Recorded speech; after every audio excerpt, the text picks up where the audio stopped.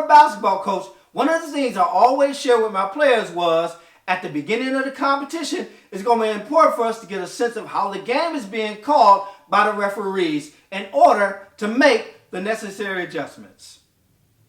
If they're calling the game tight, then we need to be careful about being too aggressive, or we may end up in foul trouble, some of our players sitting out, and eventually it may cost us the game.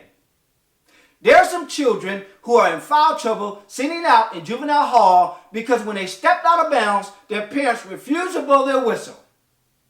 Research suggests that most parents who refuse to blow their whistle is because they grew up in a household where their parents frequently blew their whistle and or made some bad calls.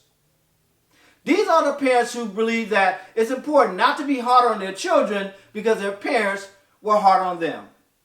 They end up being permissive parents, allowing their children to practically get away with everything.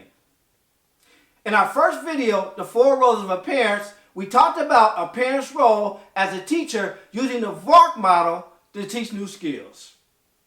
In our second video, we talked about a parent's role as a coach, breaking down complex skills into small, simple steps.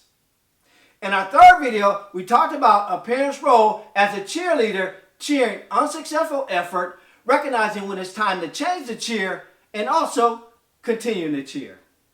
In today's video, we're going to share with you a parent's role as a referee. There are times when you need to be a referee.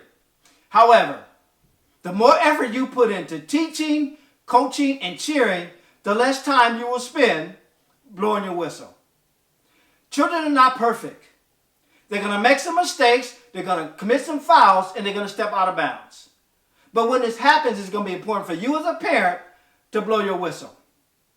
When you allow children to make repeated mistakes, a couple things happen. Number one, they believe that they haven't done anything wrong and don't understand why they need to change. As they get older, they will find it more challenging to change. That's why it's so important to blow your whistle early on to correct the behavior so kids know what to do and not repeat their mistakes. If you allow them to commit fouls, they may learn to disregard rules and limits, and as they get older, disregard laws and end up fouled out in the game of life, locked up in prison. Just like in competition, children have the right to protest the call as long as they do it in a respectful manner. Your responsibility is to stick with the call and make sure you provide the appropriate penalty. If you become a permissive parent and you allow your children to step out of bounds, they will continue to run out of bounds. Talking back, that's running out of bounds. Disrespecting the teacher, that's running out of bounds. Missing curfew, that's running out of bounds. The greatest enemy of courage is letting things slide. Once you allow something to slide, human nature just has a tendency to want to get away with more. Children are supposed to step out of bounds. That way they discover what the boundaries are. So try not to take it personal. Just make sure you blow the whistle and provide the appropriate consequence. Blowing your whistle definitely won't make them feel good. Blowing your whistle may be difficult for you. But blowing your whistle prepares them for the future. Blowing your whistle shows them how much you love them. Blowing your whistle may even save their life. Now, our mentor parent challenge. Think about a negative behavior that you've been allowing your child to get away with.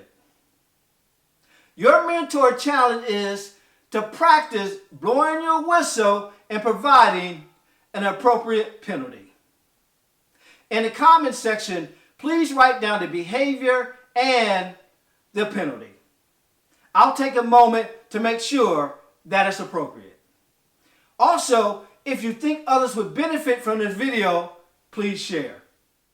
In closing, remember, the more effort you put into teaching, coaching, and cheering, the less time you'll spend blowing your whistle. This is the Guidance Channel. I'm JT, the Mentor Coach. We'll see you in the next video.